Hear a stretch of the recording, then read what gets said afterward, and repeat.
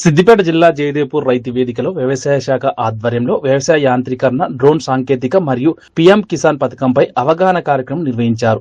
మండల వ్యవసాయాధికారి వసంతరావు అధ్యక్షతన జరిగిన ఈ కార్యక్రమంలో విద్యుత్ శాఖ ఏఈ శివకుమార్ పాల్గొని సౌరశక్తి పంపు సెట్ల వల్ల రైతులకు కలిగే ప్రయోజనాలను వివరించారు.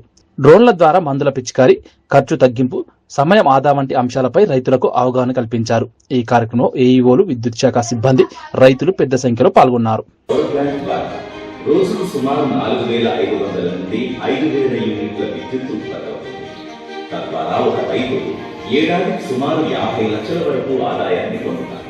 ఇప్పటికే తెలంగాణ వ్యాప్తంగా 1,156 మంది రైతులు ఈ ఒప్పందాలపై సంతకాలు చేసి 1 మెగావాట్ సోలార్ ప్లాంట్ కు 3,5 కోట్ల వరకు వ్యయం అవుతుంది. ఇందులో 85% వరకు బ్యాంకులు రుణాలిస్తాయి. మిగిలిన 15% రైతులు పెట్టుబడి పెడితే సరిపోతుంది. రైతు తీసుకున్న రుణంలో అగ్రికల్చర్ ఇన్ఫ్రాస్ట్రక్చర్